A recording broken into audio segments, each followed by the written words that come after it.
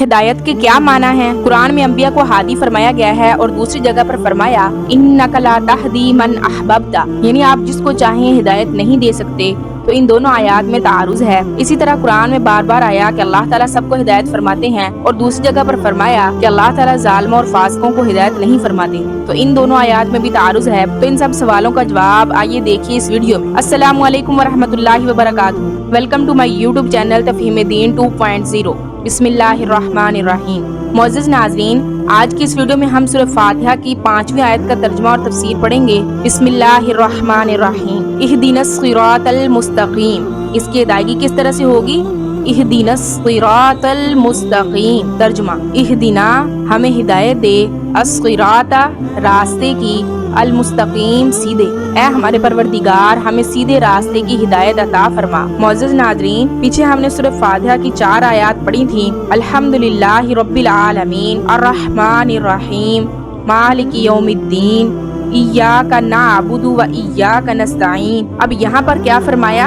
इहदिनस सिरातल मुस्तकीम। सही मुस्लिम में बरवायत हजरत अबू हुरैरा रज़ियल्लाहु तआला अन्हु मनक़ूल है कि आप सल्लल्लाहु अलैहि वसल्लम ने फरमाया कि अल्लाह ताला ने फरमाया है कि नमाज यानी सूरह फातिहा मेरे और मेरे बंदे के दरमियान 2 हिस्सों में तकसीम की गई है। आधी मेरे लिए है और आधी मेरे बंदे के लिए है, और मेरा बंदा मुझसे जो कुछ मांगता है मैं उसको देता हूँ। फिर आप सल्लल्लाहु अलैहि वसल्लम ने फरमाया कि जब बंदा ये कहता है अल्हम्दुलिल्लाहि रब्बिल आलमीन, तो अल्लाह ताला फरमाते हैं कि मेरे बंदे ने मेरी हम्द की है, यानी मेरी तारीफ की है, मेरी पाकी बयान की है। और जब बंदा ये कहता है अर्रहमानिर रहीम, तो अल्लाह ताला फरमाते हैं कि मेरे बंदे ने मेरी तारीफ बयान की है। और जब बंदा कहता है मालिकी यौमिद्दीन, तो अल्लाह ताला फरमाते हैं कि मेरे बंदे ने मेरी बुजुर्गी बयान की है। और उस वक़्त जब बंदा ये कहता है इय्याका नअबुदु व इय्याका नस्तईन, तो अल्लाह ताला फरमाते हैं कि ये आयत मेरे और मेरे बंदे के दरमियान मुश्तरक है, क्योंकि इसमें एक तरफ अल्लाह ताला की हम्द व सना को बयान किया गया है और दूसरी तरफ बंदे की दुआ और दरख्वास्त को। इसके साथ अल्लाह ताला ये भी इरशाद फरमाते हैं कि मेरे बंदे को वो चीज़ मिलेगी जो इसने मांगी। और जब बंदा ये कहता है इहदिनस सिरातल मुस्तकीम से आखिर आयत तक, तो अल्लाह ताला फरमाते हैं कि ये सब मेरे बंदे के लिए है और इसको वो चीज मिलेगी जो इसने मांगी। अब यहाँ पर फरमाया इहदिनस सिरातल मुस्तकीम। इस आयत मुबारका के अंदर जो बात काबिल गौर है वो क्या है कि यहाँ पर इहदिना फरमाया, यानी सिरात मुस्तकीम की हिदायत के लिए जो दुआ इस आयत में तालीम फरमाई गई, इसके मुखातिब कौन है? तमाम इंसान और आम मोमिनीन है। और इसी तरह औलिया और हजरत अंबिया अलैहिस्सलाम भी इसमें शामिल हैं। वो तो क्या है? हिदायत याफ्ता, बल्कि दूसरों के लिए भी हिदायत का सरचश्मा है। फिर यहाँ पर सवाल होता है कि हासिल शुदा चीज को बार बार मांगने का क्या मतलब है कि इहदिनस सिरातल मुस्तकीम, इहदिनस सिरातल मुस्तकीम। अंबिया अलैहिस्सलाम तो हिदायत याफ्ता हैं, तो इहदिनस सिरातल मुस्तकीम तो उनके लिए भी है, वो तो पहले से हिदायत याफ्ता हैं। तो यहाँ पर इहदिनस सिरातल मुस्तकीम को फरमाने की वजह क्या है? तो उसका जवाब क्या है? हिदायत की पूरी हकीकत को मालूम करने पर मौकूफ है। लिहाजा यहाँ पर फरमाया इहदिना। हिदायत के असल माना क्या होते हैं? किसी शख्स को मंजिल मकसूद की तरफ मेहरबानी के साथ रहनुमाई करना। अब किसी को किसी सीधे रास्ते की तरफ रहनुमाई करना, ये क्या होता है? हकीकी तौर पर अल्लाह ताला का फ़ील है। अब इहदिना, हिदायत करने की क्या है? मुख्तलिफ दर्जात हैं। लिहाजा हिदायत का एक दर्जा क्या है? आम, जो कायनात और मखलूकात की तमाम अक़साम, जमादात, नबातात, हैवानात सबको शामिल है।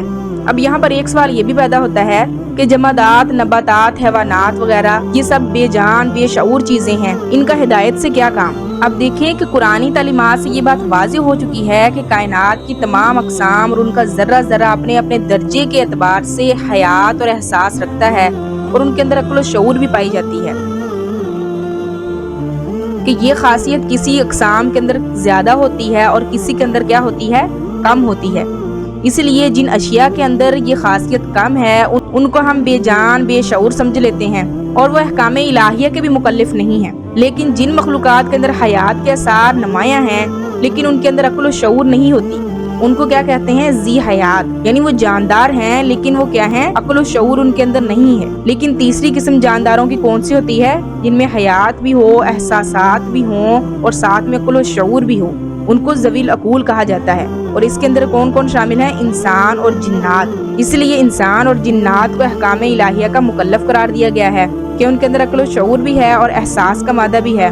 मगर इसके ये माना नहीं हुए कि दूसरी तमाम अक़साम के अंदर हयात और एहसास या अक्ल व शऊर बिल्कुल ही नहीं है। क्यों? क्योंकि अल्लाह ताला का इरशाद है وَإِن مِّن شَيْءٍ إِلَّا يُسَبِّحُ بِحَمْدِهِ وَلَٰكِن لَّا تَفْقَهُونَ تَسْبِيحَهُم، یعنی کوئی چیز ایسی نہیں جو تعریف کے ساتھ اس کی پاکی بیان نہ کرتی ہو، لیکن تم لوگ ان کی پاکی بیان کرنے کو سمجھتے نہیں ہو۔ اب یہاں پر ظاہر ہے کہ اللہ تعالیٰ کی حمد و ثنا اور اس کی پاکی بیان کرنا کیا ہے؟ اللہ تعالیٰ کی معرفت پر موقوف ہے، اور یہ بھی ظاہر ہے کہ اللہ تعالیٰ کی معرفت ہی سب سے بڑا علم ہے، اور یہ علم جو ہے وہ کیا ہے؟ عقل و شعور کے بغیر آ ہی نہیں سکتا۔ اس لیے آیات سے ثابت کیا ہوا کہ کائنات کی تمام چیزوں کے اندر روح بھی پائی جاتی ہے اور حیات بھی ہے، ادراک اور احساس بھی ہے، عقل و شعور بھی ہے، لیکن کیا ہے کہ بعض اشیاء میں یہ احساس، ادراک، عقل و شعور کیا ہے؟ کم ہوتی ہے، اتنی کم ہوتی ہے کہ عام دیکھنے والوں کو ان کا احساس بھی نہیں ہوتا، اس لیے ہم عرف کے اندر ان کو بے جان یا بے عقل کہہ دیتے ہیں۔ الغرض ہدایت خداوندی کا یہ درجہ اولا کیا ہے؟ تمام مخلوقات، جمادات، نباتات، حیوانات، انسان اور جنات کو شامل ہے۔ اسی ہدایت عامہ کا ذکر قرآن کریم کی آیت اعطا کل شیء خلقہ ثم ہدی میں بھی کیا گیا ہے، یعنی اللہ تعالیٰ نے ہر چیز کو اس کی خلقت عطا فرمائی، پھر اس خلقت کے مناسب اس کو ہدایت دی۔ اسی ہدایت عامہ کا نتیجہ کیا نکلا کہ پوری کائنات کی تمام انواع و اصناف اپنا اپنا مقرر فرض نہایت سلیقے سے ادا کر رہی ہیں۔ جو چیز جس کام کے لیے اللہ نے بنا دی ہے وہ اس کو اسی خوبی کے ساتھ ادا کر رہی ہے کہ عقل حیران رہ جاتی ہے۔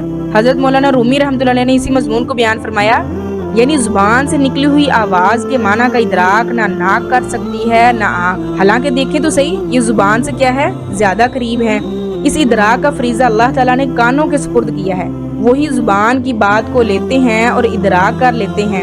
اسی طرح کانوں سے دیکھنے یا سونگنے کا کام نہیں لیا جا سکتا، ناک سے دیکھنے یا سننے کا کام نہیں لیا جا سکتا۔ سورہ مریم میں اسی مضمون کو اللہ تعالیٰ نے یوں بیان فرمایا ہے، اِن کُلُّ مَن فِی السَّمَاوَاتِ وَالْأَرْضِ إِلَّا آتِی الرَّحْمَنِ عَبْدًا، یعنی نہیں ہے آسمان اور زمین میں کوئی چیز جو نہ آئے رحمان کا بندہ بن کر۔ اب دیکھیں ہدایت کا دوسرا درجہ وہ کیا ہے؟ اس کے مقابلے میں خاص ہے، یعنی صرف ان چیزوں کے ساتھ خاص ہے جو عرف میں کیا کہلاتی ہیں؟ ذویل عقول کہلاتی ہیں، یعنی انسان اور جن۔ یہ ہدایت انبیاء اور آسمانی کتابوں کے ذریعے ہر انسان کو پہنچتی ہے، پھر کوئی اس کو قبول کر کے مومن بن جاتا ہے اور مسلمان ہو جاتا ہے، لیکن کوئی کیا کرتا ہے؟ رد کر کے کافر بن جاتا ہے۔ لیکن ہدایت کا جو تیسرا درجہ ہے وہ اس سے بھی زیادہ خاص ہے، وہ صرف مومنین اور متقین کے ساتھ خاص ہے۔ ہدایت کا یہ درجہ بھی کیا ہوتا ہے؟ بلا واسطہ اللہ تعالیٰ کی طرف سے انسان پر فائز ہوتا ہے۔ اس ہدایت کا دوسرا نام کیا ہے؟ توفیق۔ مطلب کیا ہے؟ یعنی اللہ تعالیٰ ایسے اسباب اور حالات پیدا کر دیتے ہیں کہ انسان کے لیے قرآنی ہدایات کا قبول کرنا، ان پر عمل کرنا آسان ہو جاتا ہے اور ان کی خلاف ورزی کرنا انسان کے لیے دشوار ہو جاتا ہے۔ اس تیسرے درجے کی وسعت بہت زیادہ ہے، یہی درجہ انسان کی ترقی کا میدان ہے۔ اعمال صالحہ کے ساتھ ساتھ اس درجے میں مزید زیادتی بھی ہوتی جاتی ہے، جیسا کہ قرآن پاک میں اللہ تعالیٰ نے فرمایا والذین اہتدوا زادہم ہدی، اور اسی طرح فرمایا والذین جاہدوا فینا لنہدینہم سبلنا، یعنی جو لوگ ہمارے راستے میں مجاہدہ کرتے ہیں ہم ان کو اپنے راستوں کی مزید ہدایت کر دیتے ہیں۔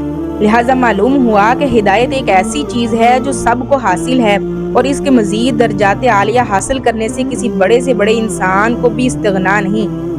اب دیکھیں ہدایت کی اس تشریح سے قرآن کو سمجھنے میں بہت سے فائدے حاصل ہو گئے۔ پہلا فائدہ کیا حاصل ہوا کہ قرآن پاک میں کہیں تو ہدایت کو ہر مومن اور کافر کے لیے بلکہ کل مخلوقات کے لیے عام کیا گیا ہے، اور کہیں پر اس کو صرف متقین کے ساتھ خاص کیا گیا ہے، جس میں کیا ہو سکتا تھا؟ شبہ ہو سکتا تھا۔ لہٰذا جب ہدایت کے عام اور خاص درجات کو معلوم کر لیا تو یہ شبہ کیا ہو گیا؟ خود بخود دور ہو گیا کہ ایک درجہ تو ہدایت کا سب کو عام اور شامل ہے، لیکن دوسرا درجہ خاص ہے۔ اور دوسرا فائدہ ہدایت کے درجات کو جاننے سے یہ حاصل ہوا کہ قرآن پاک میں ایک طرف تو جگہ جگہ یہ ارشاد ہے کہ اللہ تعالیٰ ظالمین یا فاسقین کو ہدایت نہیں دیتے، لیکن دوسری طرف یہ ارشاد ہے کہ اللہ تعالیٰ سب کو ہدایت فرماتے ہیں۔ تو یہاں پر بھی تعارض ہو گیا کہ ایک جگہ پر فرمایا کہ اللہ تعالیٰ سب کو ہدایت دیتے ہیں، لیکن ایک جگہ پر فرمایا کہ اللہ تعالیٰ ظالمین یا فاسقین کو ہدایت نہیں دیتے۔